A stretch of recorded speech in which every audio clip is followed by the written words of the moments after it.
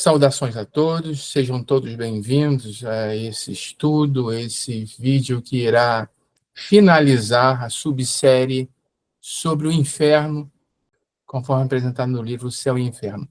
A primeira parte mostrou os conceitos antigos, antes do cristianismo, até depois, mas conceitos não cristãos do submundo, da parte correspondente a que nós hoje chamamos de inferno.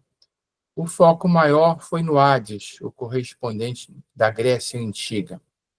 E hoje, a contrapartida é falar como isso evoluiu no cristianismo. A evolução não é uma palavra boa, mas como isso se transformou no cristianismo. Já dando um spoiler, a conclusão final é que a coisa piorou. Essa figurinha aí tenta mostrar isso. Nos tempos antigos havia um submundo, havia necessidade intelectual de se pensar em algum lugar ou no destino dos seres humanos após a morte do corpo físico. E aí tem várias versões com várias culturas e religiões. Mas quando a coisa chegou no cristianismo e evoluiu para o inferno, tal como nós conhecemos, governado pelo demônio, pelo diabo, por Satã, isso adquiriu características bem duras e, pode-se dizer, até sádicas mesmo. O objetivo aqui, então, é fazer essa primeira apresentação e arrematar com alguns conceitos espiritualistas sobre isso. Começando, então, capítulo 5 do livro O Céu e o Inferno, que na primeira edição é o quadro comparativo do inferno pagão e do inferno cristão.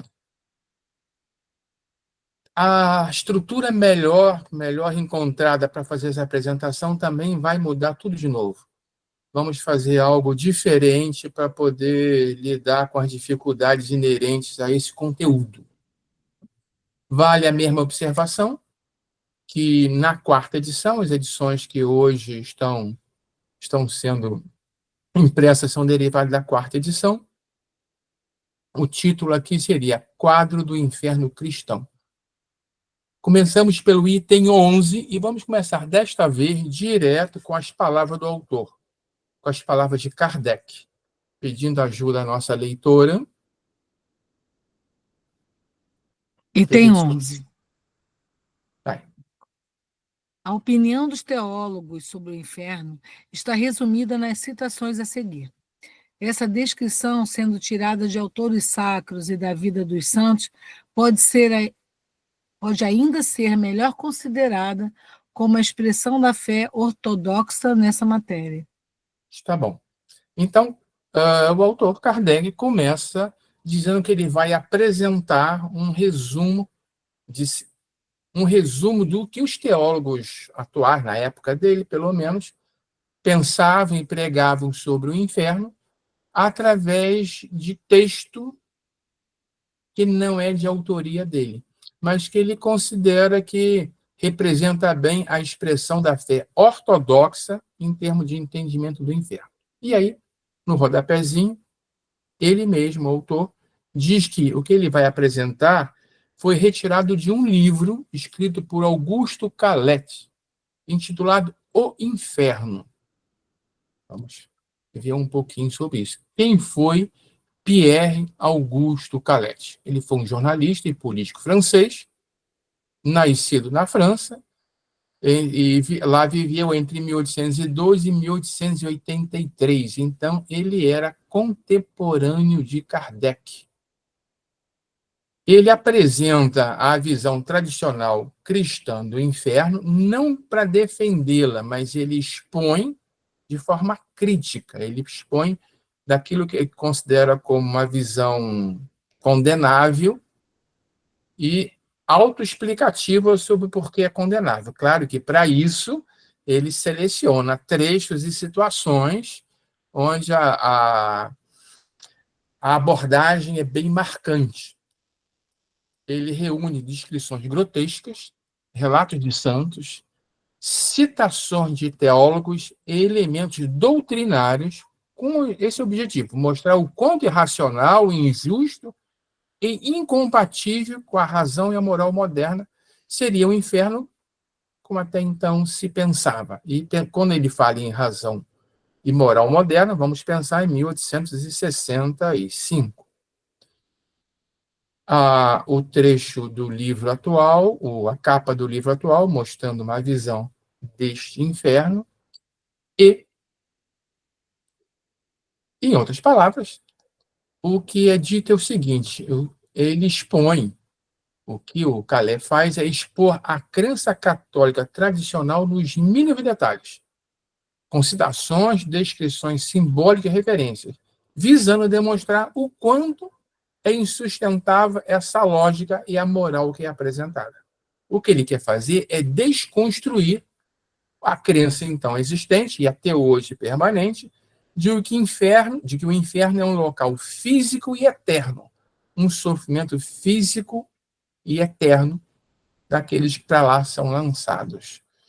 E que, de acordo com a razão e a moral atual, isso aí é inconcebível. E, de fato, se nós pensarmos que nós, pais humanos, falíveis e cheios de erros, não seríamos capazes de condenar um filho a um tormento por toda a eternidade, porque ele fez alguma bobagem, né? Faltou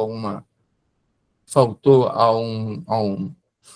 um culto, desrespeitou um dogma, ou até cometeu um crime mesmo, mas quando a justiça humana fala em prisão perpétua, ela está falando de 60, 80, não passa disso. E aqui, esse conceito do inferno cristão fala em eternidade. Nós vamos resumir primeiro o que é apresentado. Mas antes, eu gostaria de ressaltar algo interessante que eu observei neste ano, nos diversos, nos diversos vídeos que foram feitos nos estudos e reuniões. Bem no início do ano, foi feita uma série sobre Sócrates, Platão e o ideal cristão.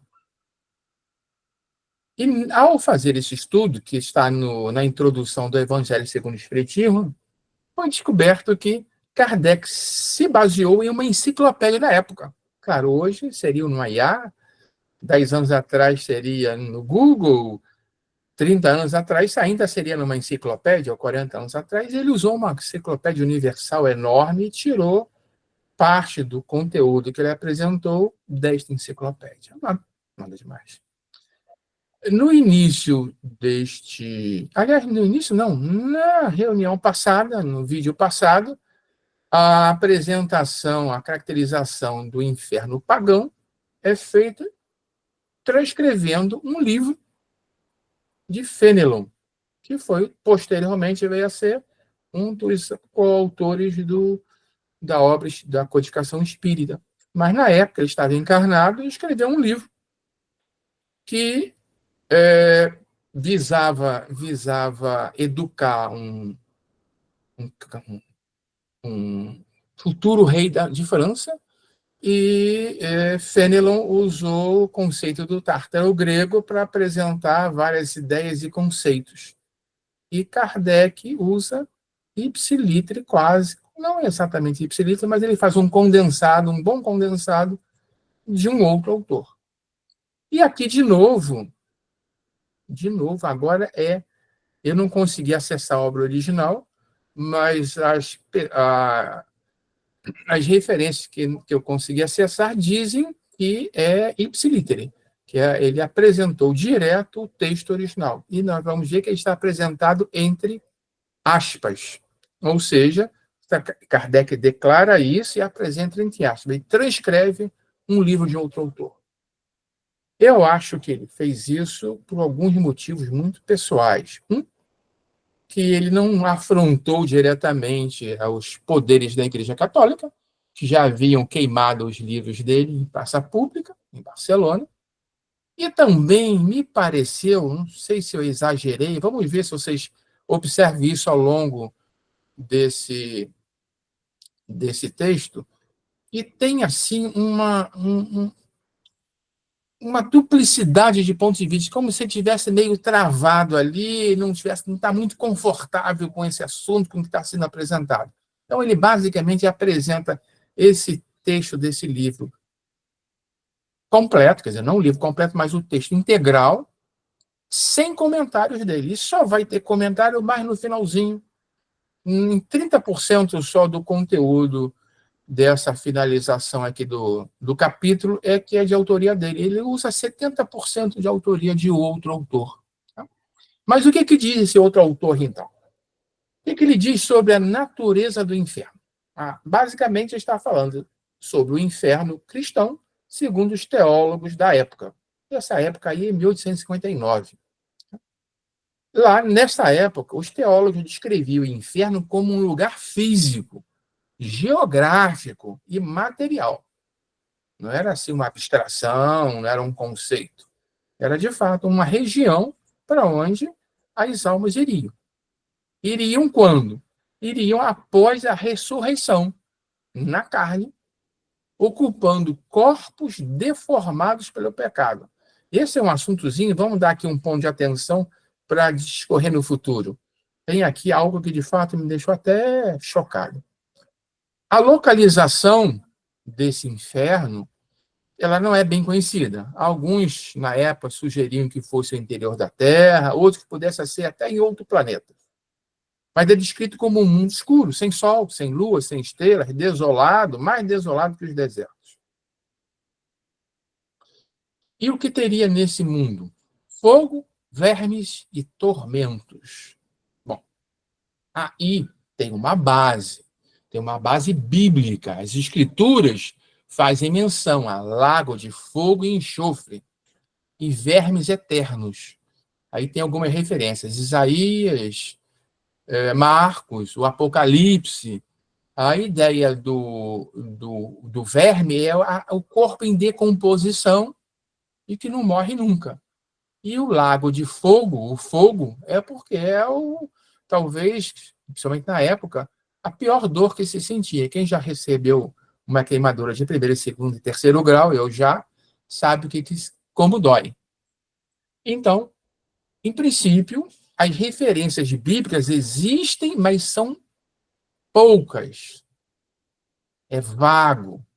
Jesus fala, en passant, Isaías fala, o Apocalipse fala, mas não descreve detalhes, não há muito material para ser dissecado, para ser expandido.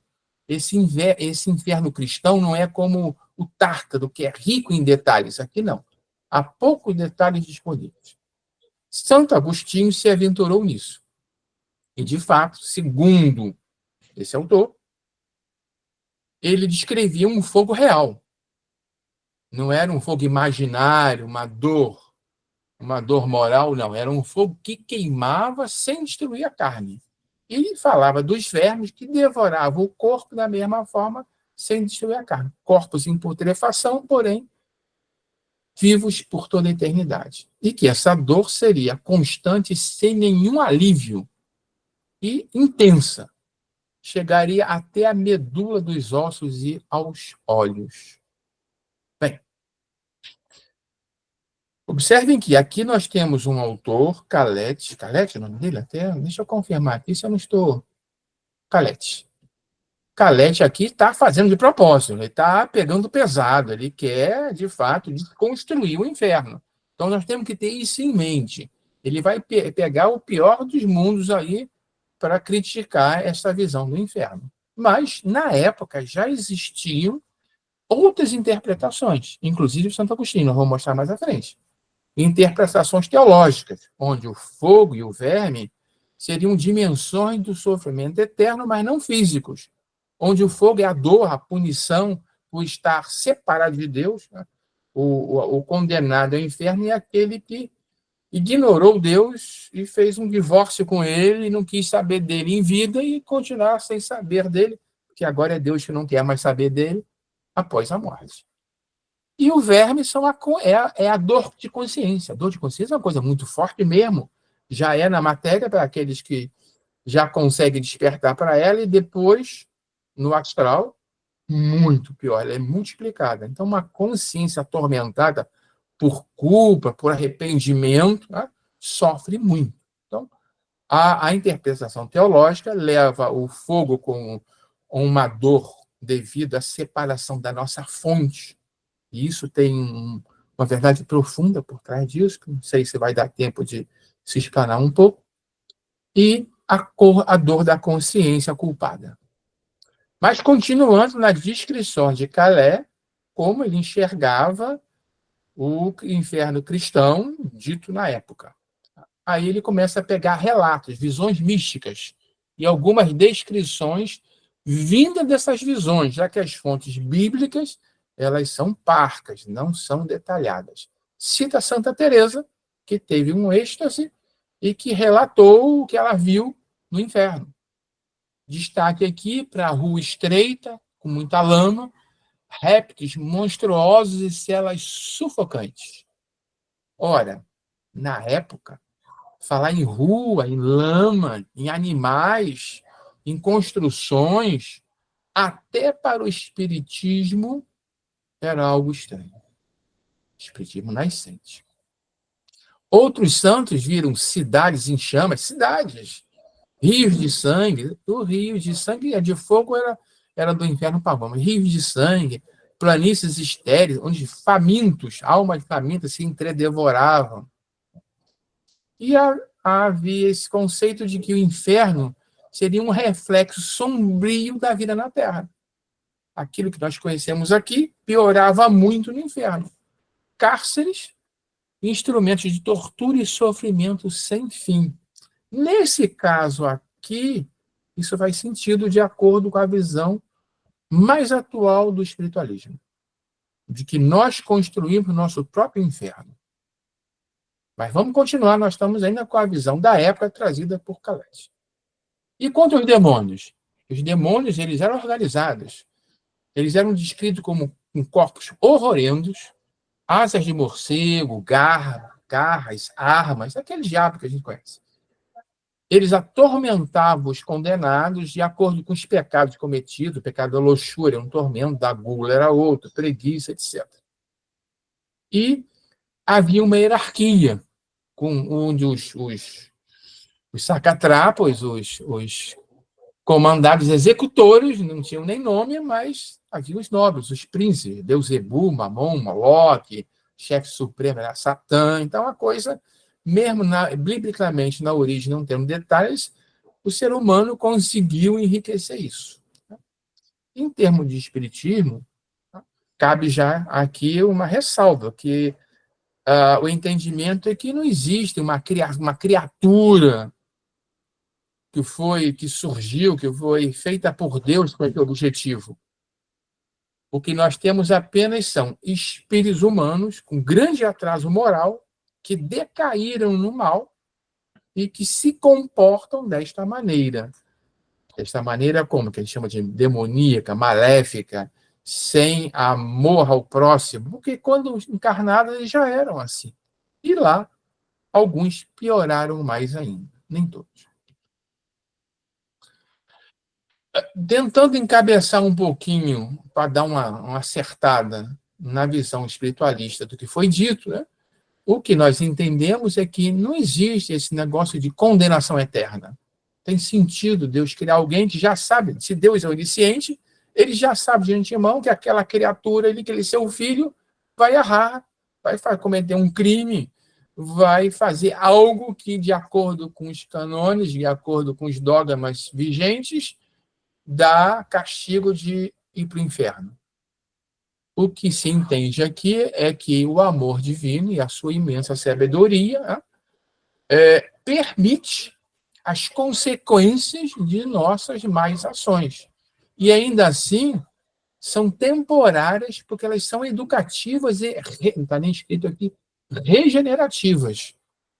O que se sofre em regiões equivalentes ao inferno, que o inferno não existe, é consequência das nossas más decisões, das nossas más ações, desequilibrando, desarmonizando, adoecendo o nosso corpo espiritual, e nós vamos para regiões compatíveis com esse estado de baixa vibração, e lá ficamos até conseguirmos nos recompor e despertar para o bem. Essa é a visão espiritualista. Então, a verdadeira pena, o que Deus de fato permite, é o remorso e a consciência do mal praticado. E a libertação disso começa com o remorso, é o início, quando a gente começa a perceber que errou, e depois deseja reparar esse erro, repara esse erro, e aí consegue avançar para os próximos capítulos da nossa escalada espiritual. Bem, agora a gente dá uma pausa para a meditação. Isso é o que Calé mostrou do que se pensava na época sobre o inferno cristão. Fizemos já algumas ressalvas para não deixar o trilho ficar muito descarrilhado, e agora eu quero fazer uma ressalva ainda maior. Está aí escrito na tela. Vocês estão vendo? Quem consegue ler aí para mim? Leitora, você consegue ler? Estava aqui esticando meu pescoço. Não consegue ler? Mas, poxa, É eu trabalhei luz, tanto para fazer essa imagem. Deixa eu vou diminuir, deve ser o brilho. Vou diminuir um pouco o brilho, tá bem? Fusca, não sei. Diminui Luz o brilho. demais o Fusca. Tá certo. Luz demais, ofusca. Isso é claro. Mas e daí? O que isso tem a ver com a nossa história? Bom, Jesus, mais de 2000 anos atrás, já tinha avisado. Ainda tenho muito que vos dizer, mas vós não podeis suportar agora. Ficaríamos ofuscados. A verdade não podia ser trazida integralmente com ele. Ele falou por parábolas, né, por alegorias, ele simplificou a mensagem, mas a verdade integral não podia ser dita. Então vamos avançar no tempo. Kardec. Todo ensinamento deve ser proporcionado à inteligência daquele a quem se quer instruir. E ele era um pedagogo. Porquanto, há pessoas a quem uma luz por demais viva deslumbraria sem a esclarecer. Eu não atirar pelas aos porcos também, dito por Jesus. E aí, por Kardec, é o luz demais ofusca. Se você tentar apresentar uma verdade muito profunda, você vai confundir a cabeça das pessoas e não tem efeito educativo. Então, isso ele escreveu. Agora, no Livro dos Espíritos, naquela época, o que se falava sobre o corpo usado pelo espírito após a morte do corpo físico? Após a morte do corpo físico, o espírito se manifesta através de um corpo que ele chamou de perispírito, aquilo que envolve o espírito. Então, está aí, literal, questão 93 do Livro dos Espíritos. O espírito está envolvido por uma substância que é vaporosa para vocês, mas ainda bastante grosseira para nós. Então, nessa época em que esses livros foram escritos, o conceito do corpo que nós estaríamos usando após a morte do corpo físico era meio que um vaporzinho. Então, aquela história do fantasminho, corpo vaporoso. Não se entendia muito bem como seriam as nossas manifestações no plano astral. Isso não estava clareado, isso não tinha sido apresentado, porque luz demais ofusca. Aí passou o tempo, quem veio? Chico Xavier. Quem veio com ele? André Luiz e Emmanuel. E como o André Luiz descreve o desencarne dele? O que aconteceu quando ele perdeu o corpo físico? Ele foi para o umbral, e não é bem o inferno cristão, é um pouquinho melhor, mas é o mais próximo que o espiritualismo prega. E disse como é que ele ficou lá. Torturava a minha fome, a sede me escaldava. Como exímios fenômenos da experiência material patenteavam-se meus olhos. Crescera a minha barba, a roupa começou a rasgar. Coisas que, na época de Kardec, não seriam sequer concebidas. E que, quando Chico Xavier psicografou esse livro, foi rejeitado pelos espíritas da época, que ficou lá 8, 10, 12 anos, acho que 12 anos na gaveta, até que deram uma pressionada assim, tem que publicar, é isso mesmo. Que a turma não acreditou que houvesse uma cidade no astral, uma colônia espiritual. Não acreditou que um desencarnado pudesse sentir fome, sentir sede, que pudesse crescer a barba, que tivesse olhos, boca, estômago. Isso chegou recentemente, no século passado. Não tem nem 100 anos que essas informações vieram. Como falar, então, de inferno se não se entendia sequer como seria esse corpo que nós vamos usar após o desencarne? Seria impossível.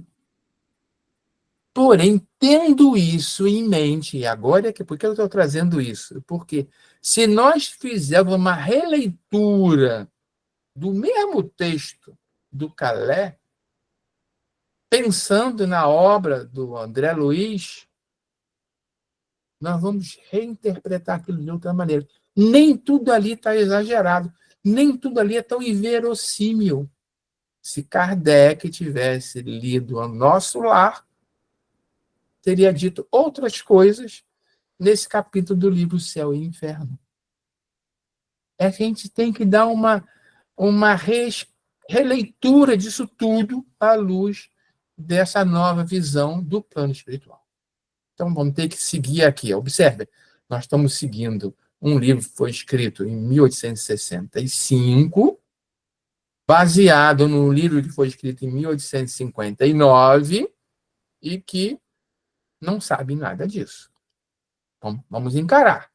Lembram que nas restrições ali da época foi dito que era um lugar físico, mas não sabia onde estava? Os teólogos cristãos, muitos deles acreditavam que o inferno era físico, era real, que ia sofrer mesmo, mas não sabiam onde estava. Alguns achavam que era no centro da Terra e outros que era no espaço. Essa figura aqui já foi mostrada umas 2 ou 3 vídeos atrás. Aqui essa estrelinha está representada no Nosso Lar. É aquela colônia do livro e do filme O Nosso Lar, que está no limiar do umbral ainda, ou seja, uma região pesada, uma região de sofrimento. Por quê? É um posto avançado. Aqui ainda tem sofrimento. Esse posto avançado é um hospital de socorro para resgatar os que começaram a ter condições de serem tirados de lá. Daqui para cima, essas camadas que envolvem o planeta Terra, já são regiões sem sofrimento e até de bem-aventuranças. Daqui para baixo a coisa piora. Aí vai ficando o umbral médio, o umbral fino, o umbral médio, o umbral grosso. A coisa aqui vai ficar barra pesada e de muita dor e sofrimento, sim, como consequência, não como castigo. Mas está aqui a localização. Então a quantos quilômetros está da crosta do planeta? Bom, dizem até que nosso lar está sobre a cidade do Rio de Janeiro, né? Então está na atmosfera. Mas a gente não sabe dizer o certo. Por quê? Não se sabe se essas camadas, se isso aqui são dimensões, então trocou de dimensão, uma dimensão acima, uma dimensão abaixo, se são planos, planos de vibrações diferentes, o que são? O que não são é da matéria normal, porque a gente olha para cima e vê o Sol, não vê os outros planos. Mas, em princípio, se tem essa ideia de que, avançando ou na escala vibratória, ou avançando em outras dimensões, nós vamos ir pulando de um plano para outro. Se nós descermos nas vibrações ou em outras dimensões, nós vamos adentrando um umbral cada vez mais pesado. Então, tem um lugar, sim, não vamos chamar de físico, mas tem um lugar definido vibratoriamente, dimensionalmente, não sabemos ainda. Saberemos um dia. Agora, vamos para o texto de Kardec, que não é de Kardec, está no livro, mas é a transcrição do livro O Inferno de Calais, selecionada por Kardec, entre aspas. Como nós já fizemos um resumo de toda essa parte, vamos só pegar alguns pontos para reforçar alguns conceitos, com a ajuda da nossa leitora. Item 12. Os eleitos ressuscitarão em um corpo purificado e resplandecente, e os condenados em um corpo sujo e deformado pelo pecado. Ponto de atenção, isso aqui vai aparecer mais vezes. Depois do juízo final, quando houver a ressurreição, tá? Os direitistas do Cristo, os que não pecaram, os que estão em paz com Deus, receberão um novo corpo físico purificado e resplandecente. E os condenados ao inferno, um corpo sujo e deformado pelo pecado. Isso aqui não está muito errado, não. Isso aqui, na verdade, está correto daquele ponto de vista trazido por André Luiz. A diferença é que não há um inferno nem um céu. São apenas aqueles planos espirituais. Os que viveram bem, os que não viveram em pecados, que viveram de acordo com a lei divina, com a vontade de Deus, e a vontade de Deus que é o quê? O melhor para nós. São aqueles que tomaram as melhores decisões, escolheram as melhores vibrações, refinaram o seu corpo astral, o seu perispírito, e ele começa a ficar, inclusive, luminoso. Tem aquela história do guia que resplandece, emite luz, a aura, né? E é leve, pode volitar, de tão leve que é.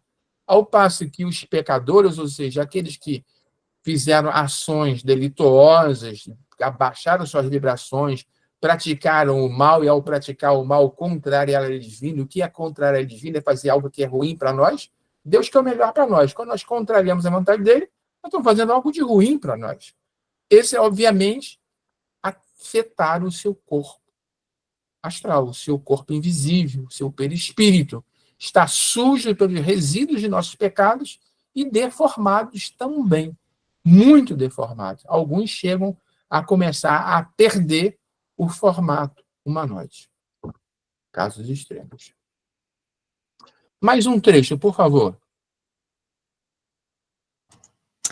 Os teólogos ponderados não se aventuram a descrever, como os egípcios, os hindus e os gregos, todos os horrores desta morada. Eles se limitam a apresentar como amostra o pouco que as escrituras dela descrevem: o pântano de fogo e de enxofre do Apocalipse e os vermes de Isaías. Também já dissemos isso, né? Os infernos pagãos, eles eram mais ricos em detalhes. E já fizemos até uma tabela sobre alguns infernos pagãos. E o inferno cristão tem pouca coisa de referência na Bíblia. Basicamente são essas três imagens: o pântano de fogo, basicamente é fogo e verme. É isso aí que tem na Bíblia, fogo e verme. Por aqueles motivos também já foi mostrado. Agora, vamos ressaltar a parte em que Calete fala sobre Santo Agostinho. Por favor. Santo Agostinho não concorda que essas penas físicas sejam simples imagens das penas morais. Ele vê em um verdadeiro lago de enxofre vermes e serpentes verdadeiras se escarniçando sobre todas as partes dos corpos dos condenados, juntando suas mordidas às do fogo. Aqui, então, ele pega um trecho de uma obra, de um livro de Santo Agostinho, e que, de fato, Santo Agostinho disse isso. Mas ele só pega esse trecho. Agora eu vou fazer uma defesa de Santo Agostinho. Que era um neoplatônico, então faz parte da Irmandade. Observe esse quadro aqui. A imagem bíblica do fogo eterno, tá? A obra em que Santo Agostinho fala sobre isso, e duas interpretações. Uma em que ele diz, de fato, não é absurdo supor que seja um fogo corporal, mas mais completa. E aí o Calé não completou. Outros pensam que seja espiritual. Na essência, o Santo Agostinho pensa o seguinte: pode ser físico ou espiritual, mas representa a dor da separação de Deus. Eu não resisto. Ah, meu Deus, a síndrome que Itamar falou. No ato da criação, se nós nos imaginarmos como centelhas divinas que foram emanadas por Deus, ao ganharmos independência, ao sermos jogados sobre o universo, sobre a matéria, nós trouxemos conosco um trauma. Nós não sabemos, mas nós temos uma tremenda sensação de vazio decorrente da separação de Deus. Ao nascermos espiritualmente, nós nos separamos da fonte de amor e da fonte de vida. E carregamos esse vazio conosco. É uma dor que nos leva a quê? Nos leva a amadurecer, a crescer e querer voltar para Deus. E aí, a religião católica, cristã católica, já falava da dor da separação de Deus. E até hoje, isso está ficando cada vez mais forte no catolicismo. O inferno como sendo um castigo imposto por nós mesmos, porque nós é que tomamos a decisão, aqueles que não aceitaram Deus, se separaram de Deus, mas Deus em compensação, não, você não quis, então segue aí sozinho agora, se vira sem mim, vai curtir a dor da minha ausência por toda a eternidade. Na essência é isso. E, inclusive, Santo Agostinho já defendia também isso, mas ele balançava entre o inferno físico, porque era um pensamento muito forte, que ele disse desde que vem do tempo de Jesus, e ele não tinha base o suficiente para ir contra. Agora vamos falar do verme. Primeiro falando do fogo. O verme que não morre. Ele comenta o Salmo 58, por exemplo. O verme é o remorso da consciência, a dor da consciência. Consciência pesada, culpada. E ele faz isso quando ele faz no livro dele sobre os Salmos. E aqui é o remorso, exatamente, eterno. Levar uma falta e a gente procura. Às vezes nós pedimos o castigo para acalmar a consciência quando essa dor fica muito forte. Tormento da alma. Nosso coração está inquieto enquanto não repousa em ti.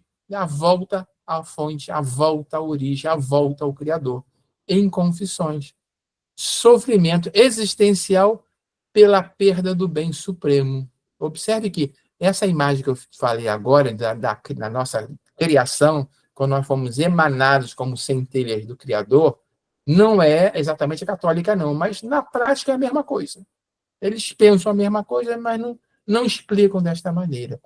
Porque eles acham que nós nascemos no parto, ou talvez na fecundação do óvulo, né? Na Igreja Católica, nós somos criados no momento do nosso nascimento. Aqui, de um ponto de vista espiritualista, a gente olha para a eternidade para trás e vê que em algum momento houve essa separação e nós trazemos esse vácuo, esse vazio. Sede, mas é sede de sofrimento. Né? Discussão sobre os movimentos interiores da alma. Nós estamos inquietos com isso tudo. A alma sofre pela ausência da verdade e do amor divino. Aqui, além do amor divino, ele joga a verdade, mas o amor é fundamental. Eu ia falar com o...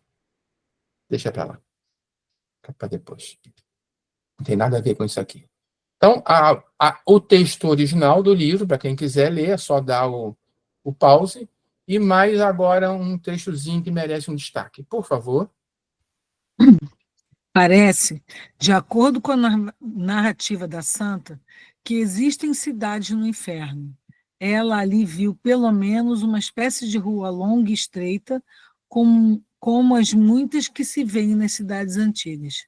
Entrou nela, caminhando com horror sobre o terreno lamacento, fétido, onde fervilhavam monstruosos répteis. De novo, agora ele tinha focado em Santo Agostinho, né, Calais, agora ele vai focar em Santa Teresa d'Ávila, que teve um arrebatamento e uma visão do inferno, e ela descreve assim, rua, parecida com as cidades antigas, lama, terreno, mau cheiro, monstro, répteis. Mesmo para Kardec, isso era demais. Quando André Luiz trouxe essa imagem do umbral, ele foi rejeitado menos de 100 anos atrás. Mas, olhando para isso daqui, à luz das obras do Chico Xavier, não tem nada demais aí, não. E nada demais, é perfeitamente compatível com o que se espera de um umbral. Aqui, nós costumamos fazer essa ressalva, tem uma nota do autor. Reconhece nessa visão todas as características do pesadelo. É pouco provável, portanto, que fosse um efeito desses. É provável, não, é provável que fosse um pesadelo. Ela teve um pesadelo e sonhou esse negócio. Nota do autor. Nota de Kardec? Não sei. Porque esta nota apareceu na quarta edição. Pela primeira vez agora, dá para pôr em dúvida se foi mesmo Kardec ou não que escreveu alguma coisa nos livros posteriores à quarta edição. Ah, mas Kardec não sabia ainda do umbral. É verdade. Mas ele deu tanta importância a esta questão que ele criou um item mais à frente só para tratar do êxtase de Santa Teresa d'Ávila. Não tinha porquê ele fazer aqui uma nota de rodapé. E mais, ele não chamou de pesadelo. Quando ele aborda, se debruça sobre esse evento, ele chama de êxtase. E vai lá no Livro dos Espíritos e traz informações e atualiza aqui para nós. Então, esta nota aqui, para mim, ela é estranha. Muito estranha ele fazer. Vocês verão, vocês vão concordar comigo mais à frente. De novo, viram no inferno grandes cidades. Grandes cidades. A Federação Espírita Brasileira, quanto tempo tem isso aí? Sei lá, uns 70 anos atrás, rejeitou a cidade de nosso lar. E hoje em dia isso é consenso que elas existem, e não é uma só, não, são muitas. Diga, leitora, por favor. Revia-se ali tudo que os pagãos viram, um reflexo lúgubre da terra. Ah, ele voltou aqui para os pagãos, Caleb, não é Kardec, tá? E faz uma analogia aí, para ele, é uma crítica. Pô, isso aí é só um reflexo da Terra. Pegaram o que tem de pior na Terra e chamaram de inferno. Mas o que nós sabemos? Que o mundo astral é ideoplasmático. O umbral ele é o que é por causa das almas, dos espíritos que foram para lá. Aqueles espíritos malfeitores, os de baixa vibração, os trevosos, emitem pensamentos dessa natureza. E esses pensamentos moldam o ambiente astral. Assim como as colunas superiores, o céu dos espíritos evoluídos, foram moldados pelos seus pensamentos, pelas suas energias, pelas suas vibrações. Então, isso aqui está perfeito. Dizer que o inferno é reflexo lúgubre da Terra está compatível com a formação do umbral. Kardec não falou nada. Aliás, aquilo que eu disse antes, estão percebendo que, tirando duas citações aí que a gente põe em dúvida, Kardec não fala nada, ele só transcreve. Não fala nada. Ele está pisando em ovos com essas questões. Agora, começando aqui, vamos direto, por favor. Os glutões são? Os glutões são punidos pelos demônios da gula, sempre esfomeados e sempre sedentos, mais doentes que os moribundos, mais alquebrados, mais cansados, mais cobertos de chagas que os mártires. E isso não terminará nunca. Muito bem. Razoável. Também muito razoável. Nós vimos o André Luiz dizendo que estava com fome, estava com sede. Se uma pessoa gulosa na matéria, não vai deixar de ser gulosa que passou para o outro lado. Eu já vi, já uma vez eu conversei com um espírito guloso durante o atendimento a um desencarnado, que ele incorporou, ele era guloso. O que fizeram com ele? Para chamar a atenção dele, para levar ele para onde queriam. Vamos te dar um banquete. Eu vou com vocês. E ele foi. Gula. Então, nós vamos encontrar no umbral justamente o resultado de onde nós colocamos nosso coração. Aí está o nosso tesouro. Então, se nós colocamos nosso coração no sexo, vai ser no sexo. Eu pulei aqui, tem um trecho aqui que fala, mas eu pulei para ficar mais leve, e tem outros aqui, frio, calor, congelado, e aí pega aqui todas essas coisas e joga lá. Vai encontrar lá? Vai. Depende de nós. Agora, a grande ressalva é essa. Ó. Isso não terminará nunca. Erradíssimo. Essa passagem aqui ela está ilustrando o momento em que André Luiz foi resgatado do umbral. Foi redesenhada, mas está no filme e no livro, em que ele lembra da oração, faz uma prece, sobe suas vibrações e abre espaço para os guias virem até ele e levar ele embora dali. Ele é removido dessa região de baixa vibração e vai para onde? Para nosso lar.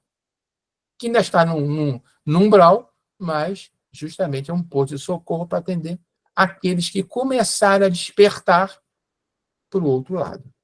Então, nada demais nisso aqui. Vocês perceberam que, na prática, a gente está fazendo papel aqui de advogado do diabo. Nós estamos contestando o cara que contestou. Caletes.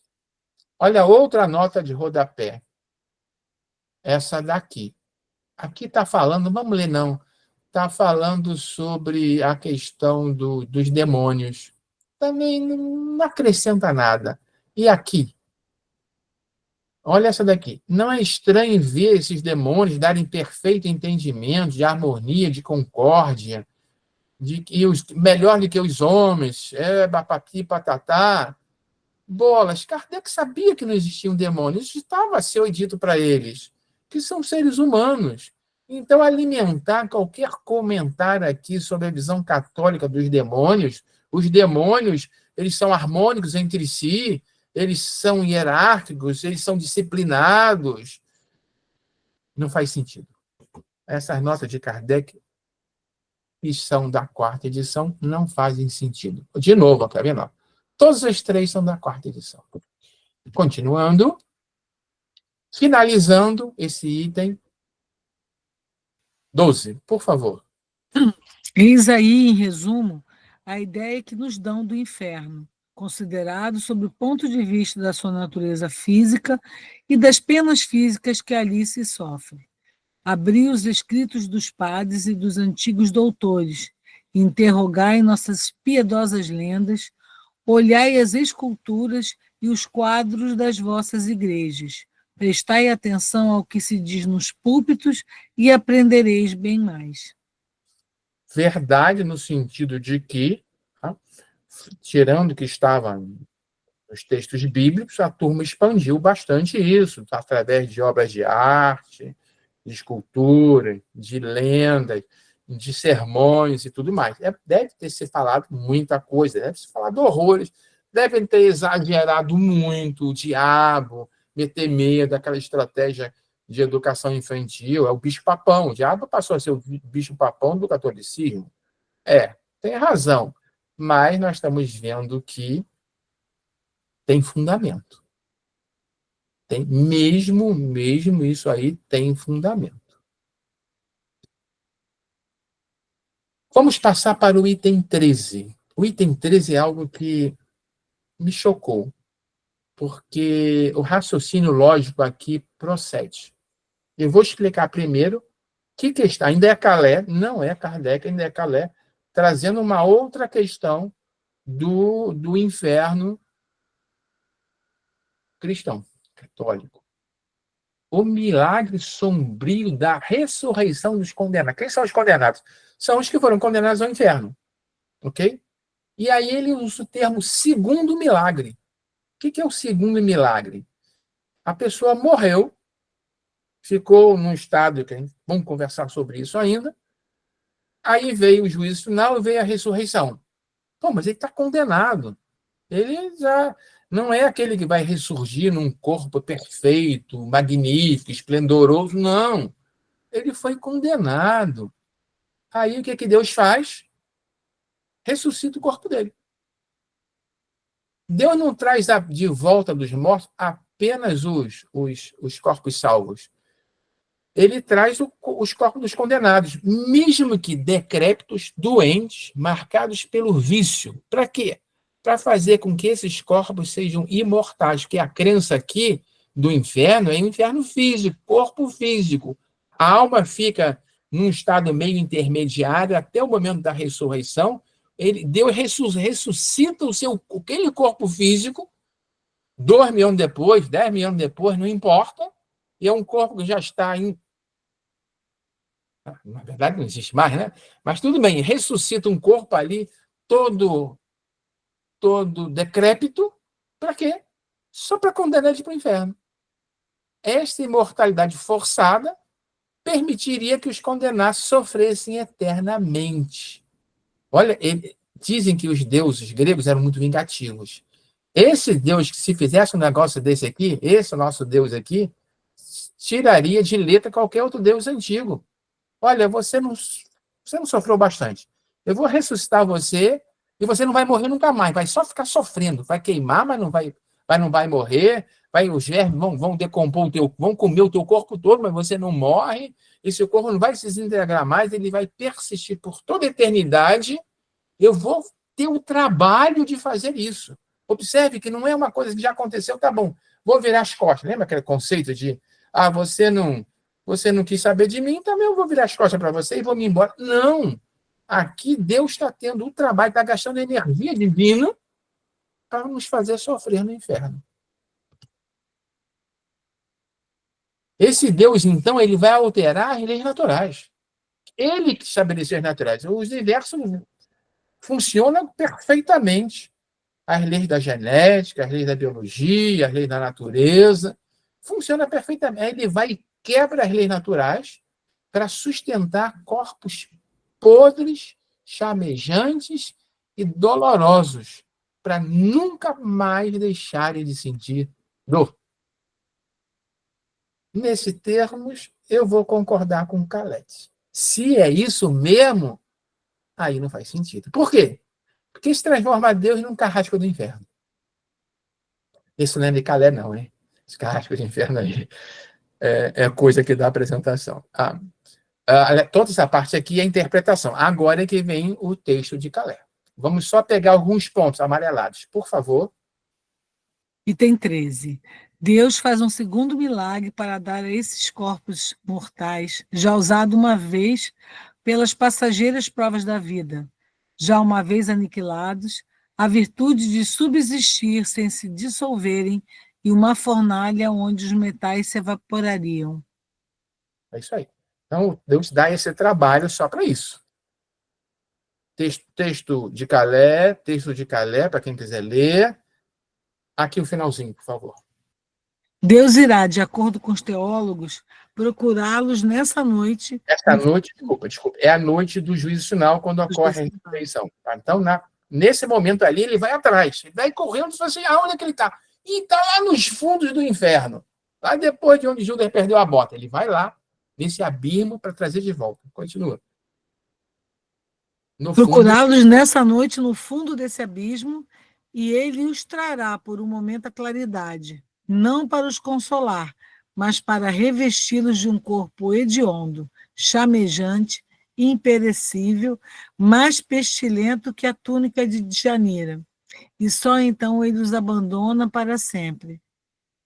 A túnica de Djanira foi a túnica que estava coberta encharcada de veneno, e que a esposa deu para ele, nem lembro se ela sabia, talvez não. Ele, quando vestiu, ele foi envenenado e morreu. Hércules. Muito bem. Então, agora acabou o Calete. Agora é que começa Kardec. Ok? Muito bem. E aqui ele vai com o objetivo maior para que isso tudo foi para comparar o inferno cristão com o inferno pagão e concluir que o inferno cristão piorou a coisa. É muito mais sádico, muito mais cruel, muito mais violento. Né? Então, ele compara o inferno cristão com o Tártaro pagão, afirmando que o primeiro é mais cruel. No Tártaro, as almas, nós vimos o Tártaro, tem muito sofrimento moral, remorso, vergonha. Lembra de alguns reis lá? Sofriam por vergonha, por remorso. E as punições eram proporcionais e justas. Já o inferno cristão, como está, pelo menos apresentado por Calé, o sofrimento é físico e ele é intenso. Suplício corporal, não existe uma equidade ali. Mas isso aqui, de fato, exagerou, isso aqui pecou, mas não foi um pecado tão mortal contra o outro. Não existe. Aí nivela todo mundo. Mesmo assim, alguns teólogos já na época tentavam enxergar isso como alegorias, e que havia uma interpretação mais moral do que física. Porém, até hoje, diz Kardec, oficialmente o inferno ainda é material. Mas Kardec disse isso em 1865. Aí o curioso aqui, o que ele fez foi pesquisar se, depois de cento e tantos anos, se a Igreja Católica continua dizendo que o inferno é material. Antes de chegar na pesquisa, vamos aqui nos textos de Kardec, por favor. Item 14. Dissemos com razão que o inferno dos cristãos havia superado o dos pagãos. No Tártaro, realmente, vêem-se os culpados torturados pelo remorso, sempre distante dos seus crimes e de suas vítimas. Aqui ele compara os infernos. Tá? Então, falando do Tártaro, por favor, emenda os dois. Primeiro ele fala do Tártaro. Ali encontram-se juízes inflexíveis, porém justos, que dão as penas proporcionalmente às faltas cometidas, enquanto no império de Satã, todos são misturados nas mesmas torturas. Hoje, dentro da igreja, existem muitos homens sensatos que não admitem essas coisas ao pé da letra e nelas veem apenas alegorias das quais é preciso compreender o sentido, mas suas opiniões são apenas individuais e não fazem lei. A crença no inferno material, com todas as suas consequências, ainda é um artigo de fé. Ponto. Então, Kardec aqui já observa, agora é Kardec, que o inferno é material, o corpo é material. Isso é um artigo de fé na época, mas que já haviam pessoas, e não era daquela época, de tempos anteriores, inclusive, que tentavam levar isso para o lado da interpretação, para o lado da alegoria, para o lado das dores morais. Ok? E aí é que vem aquela questão. E hoje? De 1863, 65 para 2025, o que mudou? Aí eu fui fazer uma pesquisa. Aonde que eu fui pesquisar?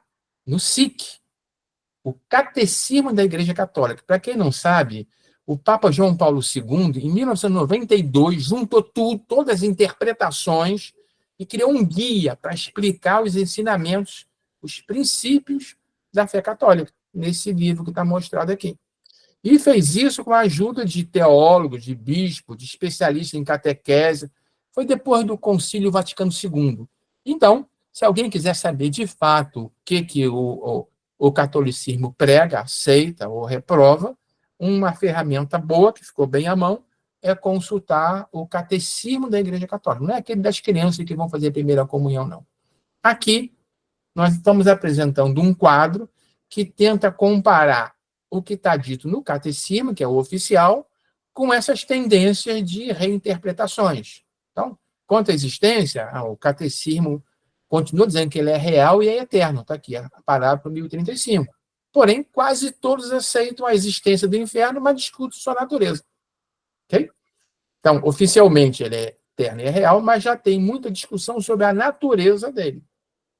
Essa questão do fogo que não se apaga e da separação eterna de Deus, que ainda é visto como real, material, outros já veem como uma metáfora, o fogo como uma metáfora para o sofrimento espiritual, do afastamento de Deus. E, em termos de punições, aqui já se falava no catecismo, não, desculpa, no catecismo está muito claro também, é forte, isso é uma outra coisa importante. O catecismo não é o que o Calete apresentou, não. Ele mudou, não sei se mudou, mas ele tem aqui uma vertente já muito mais simbólica, metafórica, moralista. Só que ele tenta conciliar as duas coisas. Ele não pode desdizer o que está na Bíblia. Então, ele tenta conciliar coisas, às vezes, até meio inconciliáveis. Fala em dor espiritual, mas fala em dor física. A dor espiritual é a perda de Deus, a dor física é o fogo. Ele tenta conciliar essas duas coisas. Enquanto que alguns teólogos já estão forçando mais que não é dor física, é simbólica, didática, de ensinamento aqui. Tá? O Papa Francisco confirmou a existência do inferno, mas ele disse o quê? Esperar que o inferno esteja vazio. Ó, não tem ninguém mais lá. Por quê? Ou porque talvez não exista, não podia dizer isso, ou porque o ser humano já não precisa mais de ir para lá. Ou seja, ele abriu espaço aqui, ao dizer isso, para essas interpretações menos literais. A coisa está balançando, a corda está balançando, tendendo a jogar para o lado de cá, porém preso ainda em alguma ortodoxia e peso na letra da lei. Por isso, ele continua até em 2025 ainda no artigo de fé. Então, não mudou nesse aspecto, mas está crescendo muito essa interpretação simbólica, mais universal. Ok? E João Paulo II? Julho de 1999, o próprio João Paulo II, ele falou o quê? Mais do que um lugar, o inferno indica um estado daqueles que, de maneira livre e definitiva, se afastam de Deus, que é a fonte de vida e de alegria. Ou seja, ele está aqui dando força para aquela visão que a dor de ser a dor infernal, a dor do castigo no inferno, é o afastamento de Deus. Ele não está dizendo que não tenha outro, mas mais do que um lugar, ou seja, mais do que um lugar físico, a questão é moral. Tá? E sobre o céu? Ele diz que não é um lugar físico nas nuvens, pode ser em outro lugar, mas uma relação viva e pessoal com a Santíssima Trindade. Ou seja, o céu é estar de novo com Deus, ligado ao Criador. E o inferno é estar desligado do Criador. Ele diz isso numa pregação pública, imagino que ele não diz de forma reservada. Aqui, para quem quiser, eu vou só passar um resumozinho de vários parágrafos do Catecismo da Igreja que fala sobre o inferno. Ok? Depois vocês podem ler. Resumindo tudo, tem uma questão. Como é que fica, então, a situação da alma entre a morte e o juízo final?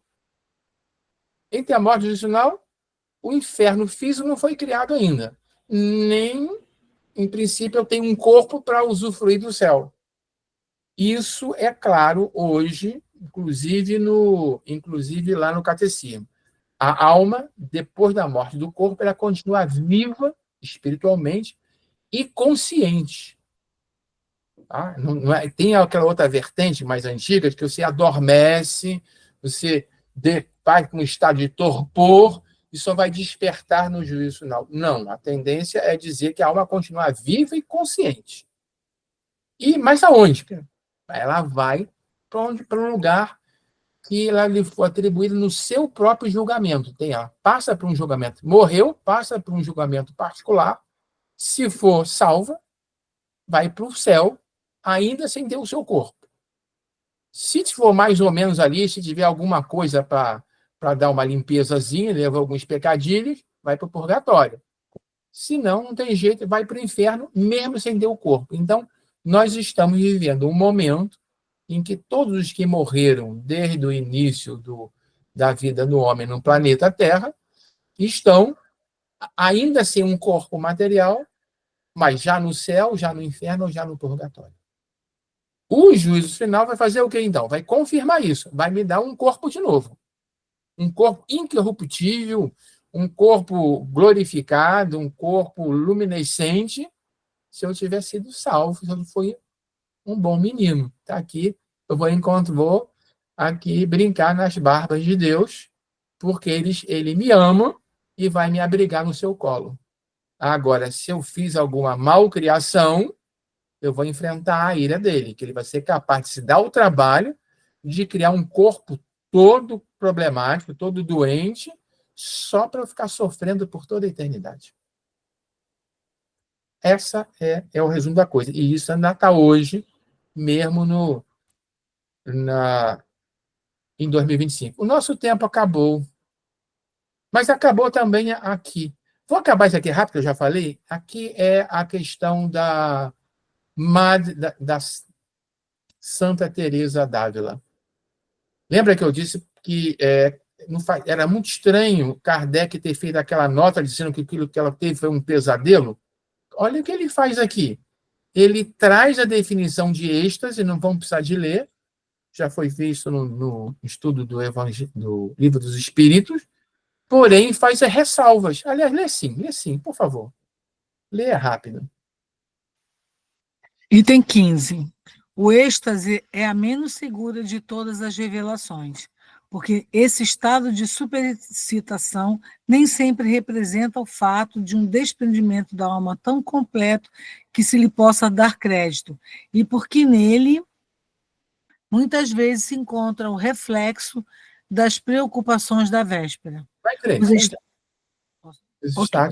Os estáticos de todos os cultos sempre têm visto coisas em relação com a fé da qual estão impregnados. Portanto, não causa admiração que aqueles que, como Santa Teresa, são fortemente imbuídos das ideias do inferno, tenham visões que são, propriamente falando, apenas a sua reprodução. Muito bem. Então, ele recorre ao conhecimento da época sobre o êxtase.